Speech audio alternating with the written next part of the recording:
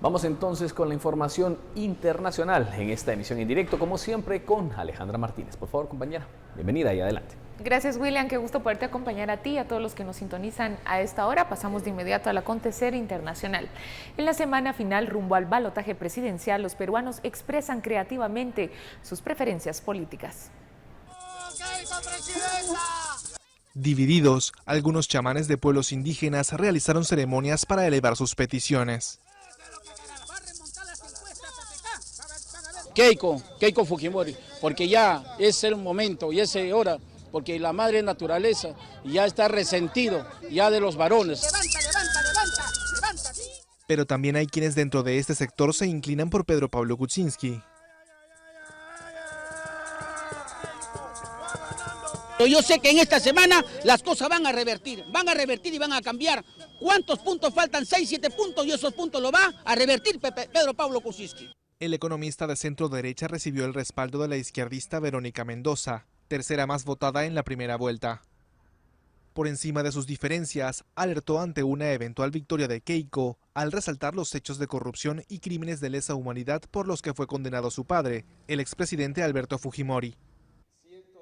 Kuczynski hizo un llamado a cerrar el paso al fujimorismo, que logró mayoría absoluta en el Congreso y podría llevar por primera vez a una mujer a la presidencia de Perú. 2 hombres fueron detenidos por la policía de Río de Janeiro, mientras sigue la búsqueda de otros 4 sospechosos de participar en la violación colectiva a una adolescente que fue filmada y publicada en Internet. La agresión ocurrida días atrás en una favela de Río de Janeiro fue filmada y difundida en las redes sociales. Cristiana Bento reemplazó el domingo al comisario Alessandro Thiers como jefe de la investigación, a pedido de la ahora exabogada de la víctima, quien lo acusara de misógino y machista. Estoy convencida que ha sido una violación.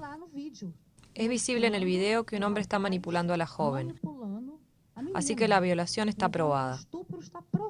Ahora quiero probar la amplitud del crimen. ¿Quién cometió el acto? Si fueron 5, 10 o 30. La difusión en Twitter del video mostraba a la joven de 16 años acostada en una cama con sus partes íntimas sangrantes y expuestas, rodeada por hombres que aseguraban en tono de burla que más de 30 la habían ultrajado, lo cual suscitó indignación en todo el país. El ministro de Justicia de Polonia anunció que volverá a abrir un proceso de extradición a Estados Unidos del cineasta franco-polaco Roman Polanski, acusado de haber violado a una menor en 1977. En octubre, un tribunal había rechazado el pedido, pero el ministro conservador dijo que irá al Tribunal Supremo para impugnar esa decisión. La Corte puede ahora confirmarla o anularla parcial o completamente. El director de Chinatown vive en Francia con su esposa, pero viaja con frecuencia a Polonia. Nunca regresó a Estados Unidos, ni siquiera para recibir el Oscar como mejor director en 2003 por la película El pianista. En 1977, Polanski fue procesado en California por haber violado a Samantha Kramer, que tenía 13 años. El cineasta se declaró culpable de actos sexuales ilegales con una menor y pasó 42 días en la cárcel. Tras su liberación bajo fianza y al temer una fuerte condena, huyó de Estados Unidos antes del anuncio del veredicto y pese a un acuerdo logrado con la justicia estadounidense. El ultranacionalista israelí Avigdor Lieberman fue investido ministro de Defensa de Israel después de que la coalición de Benjamín Netanyahu zanjara discrepancias que bloqueaban su entrada en el gobierno. Su nombramiento fue aprobado por el Parlamento después de que las fuerzas que participan en la coalición de gobierno zanjaran sus discrepancias en torno a su entrada. Su partido amplía con 5 escaños la frágil mayoría del gobierno de Benjamín Netanyahu. Lieberman se encargará de la cartera que supervisa los territorios palestinos, ocupados por Israel desde hace casi medio siglo. Los palestinos lo consideran una verdadera amenaza para la estabilidad regional. En tanto, los expertos creen que con su incorporación, esta administración se convierte en la más derechista de la historia de Israel. Comenzó en España el juicio contra el astro argentino del club Barcelona, Leo Messi, por un millonario fraude fiscal. El jugador debe declarar el jueves y se espera que atribuya toda la gestión de sus ingresos a su padre. Sin la presencia del astro argentino, comenzó en Barcelona el juicio por fraude fiscal contra Leo Messi. El jugador debe declarar el jueves y se espera que atribuya toda la gestión de sus ingresos a su padre. Su abogado afirmó que la intención de Messi era ir al juzgado desde el primer día, pero que la lesión de la semana pasada en un amistoso de la selección argentina se lo impidió. El futbolista del Fútbol Club Barcelona y su padre Jorge Horacio Messi están acusados de presunto fraude al fisco español por más de 4 millones de euros por los derechos de imagen del jugador entre 2007 y 2009. Se lo señala por haber organizado una red de empresas pantalla para esconder esos ingresos en Belice y Uruguay, considerados paraísos fiscales en aquella época. Si son declarados culpables, la acusación reclama para los dos una multa equivalente a la cantidad defraudada y 22 meses y medio de prisión, que al no tener antecedentes judiciales, muy probablemente no tendrían que cumplir en la cárcel. El Ministerio Surcoreano de Defensa anunció que Corea del Norte habría fracasado en un nuevo intento de lanzar un misil balístico en violaciones de las resoluciones de la ONU.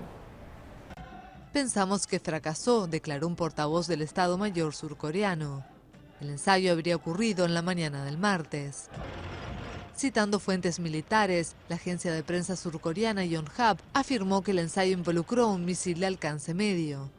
3 intentos de lanzamiento de prueba de este cohete en abril también habrían fracasado. El proyectil está diseñado con un alcance de hasta 4.000 kilómetros, con lo que podría usarse para atacar Corea del Sur, Japón y las bases militares estadounidenses del Pacífico Oriental. Las resoluciones de Naciones Unidas prohíben a Corea del Norte seguir ensayando tecnologías de misiles balísticos y de armamentos nucleares. Las sanciones aplicadas contra el régimen de Pyongyang se endurecieron en marzo, luego de su cuarto ensayo militar 2 meses antes. Un turístico templo de tigres en Tailandia comenzó a trasladar los animales a otros lugares de reservas, luego que el centro fuera acusado de tráfico ilegal de animales. Los felinos de un turístico templo de Tailandia comenzaron a ser trasladados a otras reservas el lunes, luego de que este centro fuera acusado de tráfico ilegal de animales.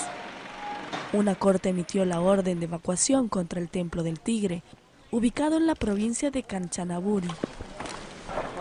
Los monjes a cargo del centro son acusados por organizaciones defensoras de los derechos de animales de vender ilegalmente a los tigres, por ejemplo a los más viejos para su uso en la medicina china, un mercado muy lucrativo. En este centro los turistas podían fotografiarse con los felinos tras pagar una cuota, pero a partir de ahora los monjes quedaron prohibidos de cobrar por ello. El templo siempre ha negado las acusaciones en su contra, en el marco de una disputa legal que empezó en 2015 y que las autoridades no podían resolver por temor a conflictos con el clero. Ya estamos trabajando para informarle del acontecer internacional a las 6:09 de la noche. Para mí será un gusto acompañarlos a esa hora, William. Así es, María Alejandra, vamos a hacer una pausa comercial. Regresaremos con noticias departamentales, pero que tienen que ver con Centroamérica y precisamente vamos a tocar el tema de las migraciones. Regresamos con Carlos Roquel en unos instantes.